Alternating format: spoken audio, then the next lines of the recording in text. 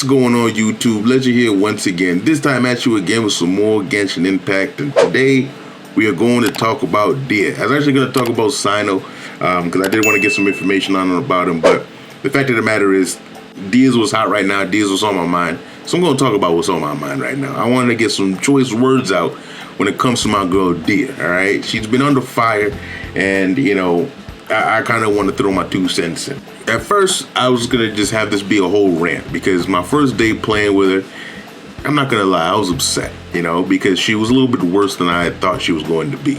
Now, I knew she was going to be rough, but, you know, I still felt slightly disappointed, right, with her performance and the different teams that I thought to put her in.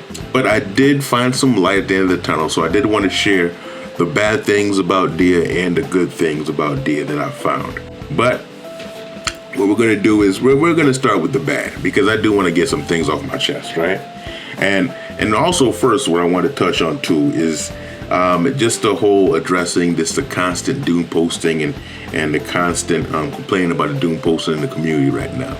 Now, granted, I do believe that Dehya's getting a little bit more heat than she deserves, because she's not an unusable unit, right? Like, is she a great unit? Is she doing well? No, she's not. But she's not unusable. You can use her. If you want to use her, you can use her. It's just, if you don't have a lot of resources to invest in her and have the right teammates to support her, it's not a good idea for you to do so, right?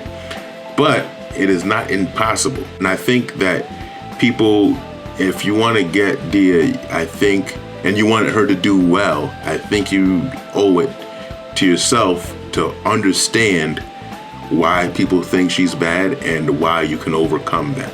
But in terms of, you know, getting upset with people who are voicing their opinion when it comes to her in a negative sense, I do kind of side with the people who are voicing their opinions, because the fact of the matter is, like, I understand that we like these characters. I love Dehya. I love her personality, like how she is in the story, so on and so forth, right? She's very, she's very humanized. You know, she does feel like, you know, when you're getting into these games, you do feel like these characters are people, you know?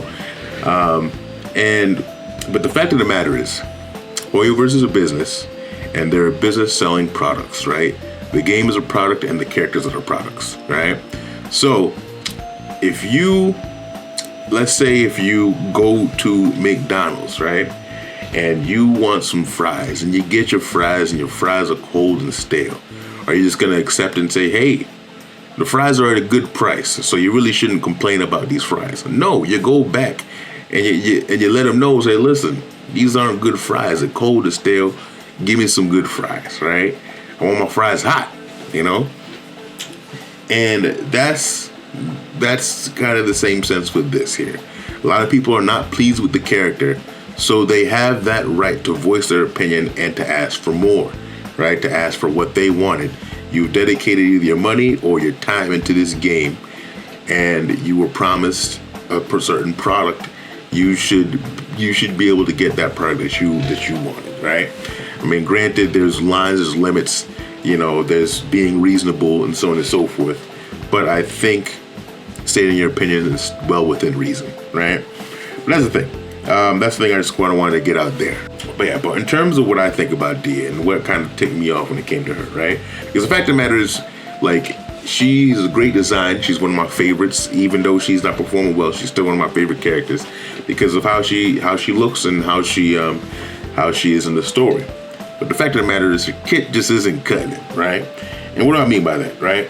The thing is, the reason why I say her kit isn't cut, I mean, people are saying all these different things about her kit, so on and so forth, about how it operates.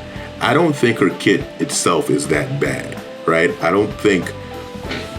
mean, granted, I do think something's wrong with the kit, but I don't think the actual function of it isn't bad, right? I do like the tankiness that she gives you. She does give you a lot of resistance to interruption. It's great. There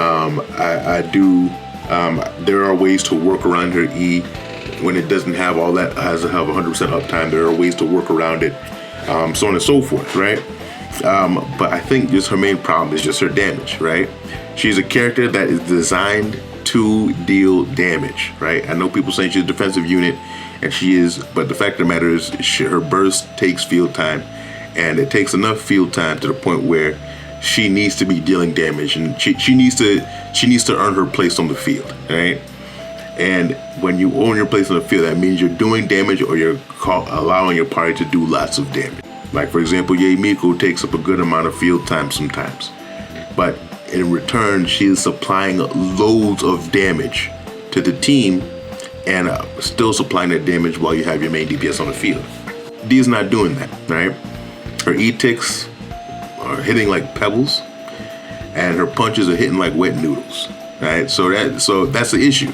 That is a big issue, and I don't think the rumors of the new artifact set is going to really solve that, right? I think it's just not the answer. This is like that set probably isn't going to do much better than Emblem's going to do, right? It looks great. It looks great and it looks good.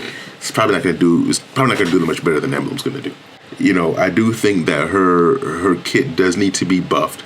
I would really appreciate it if Hoyoverse did buff her and buff her numbers a little bit. I don't know why they decided to make her hit so. I don't know why they decided to kind of just not have her hit hard. I don't know why they would do that. Even if she's a standard unit, you know, it still doesn't make sense. Kaching is hitting hard.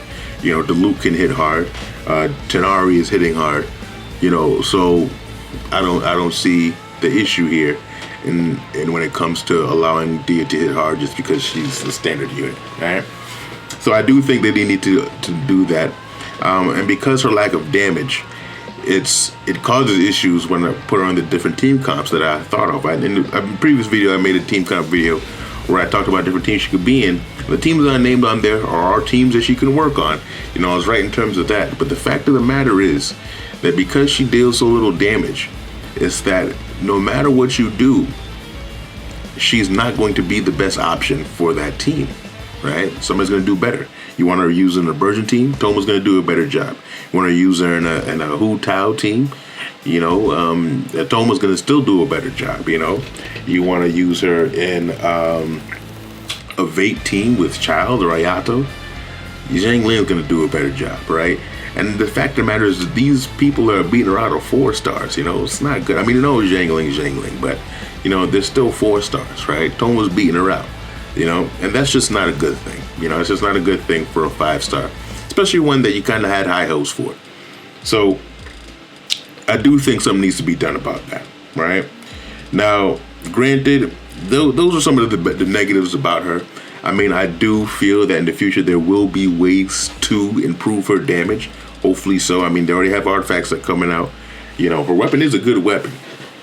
But then if there's other ways in order to boost her damage, that would be great too. Maybe units that can buff burst damage and so on and so forth, which would make Raiden also more cracked than what she is. But, you know, we'll see. Maybe they can make it niche or some way, or make it a pyro unit or something. Who knows? If they can do that, then maybe you know, she can see some improvements in the future, right? But what about now? What does she do good now, right? And there's one thing that I did want to point out that I found when I came to testing her was one thing that I've been constantly hearing is that her E uptime is really bad. I was going to say the same thing too. She has about 60% E uptime, right? But that's not 100% true. There are ways to use her in a sense where she can have her E up for most of the time, right? I mean, granted, there's no way of like getting her out. There's no way of elongating her E without constellations, but you can make it so you kind of always have the E up. And the thing is that's when that comes down to timing her burst correctly, right? What you want to do is when you are using her, right, you pop her E, and then you start going through your rotations, right? And then you pop her E again right before you're about to use her burst, and make sure you got to time it correctly so you can still use her E the second time, because there's a time limit of when you can use that E a second time. You want to get that E right before the time limit's up. You get that second E in, and then once you get the second E in, you do your burst, and then when you're done with the burst, she'll put the E back down, right? And by the time that E disappears, her next E will be up to go, right? Now, That is because even though she doesn't elongate the duration of the E itself, the time that she's doing the burst isn't taking away from the burst, from the E duration.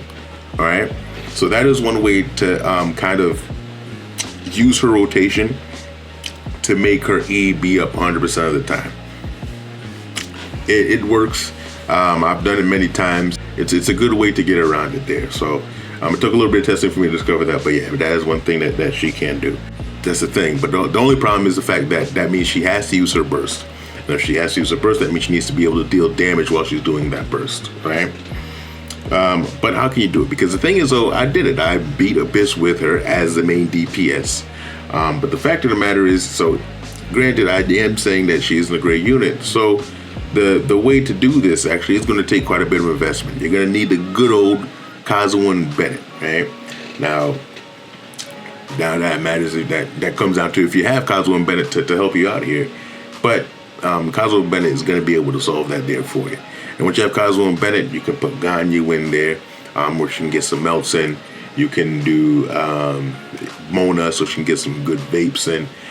So you can do different things like that in order to boost Dehya's damage even further, so she can actually deal enough damage to be a reasonable DPS. Because Kazuo Bennett is basically known to be able to make almost any unit great, right? Almost any unit game. If you put Kazuo Bennett with them, then they're good to go. And Dehya is no exception. So she does do enough in order to be able to clear all the content in the game. So if you have those Kazuo and Bennett, then that is because Bennett does come with the banner, and a lot of you we've advised over and over again to pick up Kazuo. So if you are somebody that does have Kazuo now, then and you do have and you are interested and you want to be able to use it, that is good news for you. So at least you can make her work. Granted, she's not going to be the best in these different teams, but you can use her in other teams if one, you don't have the better option.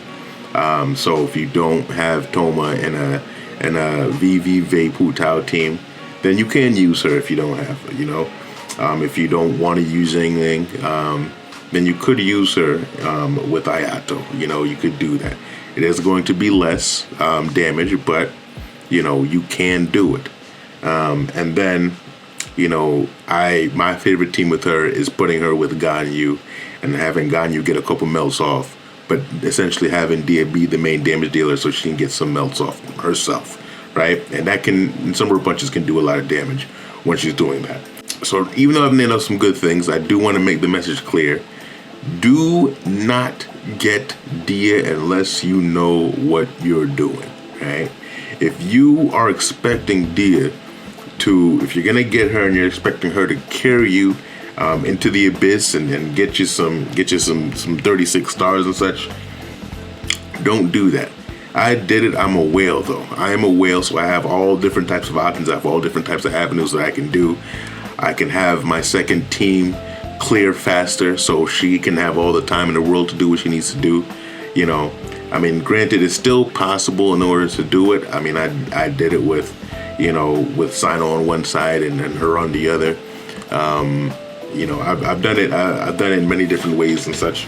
But the fact of the matter is, if you don't have other units that are hyper invested or real good supports in order to support both teams, it's going to be a rough time. All right.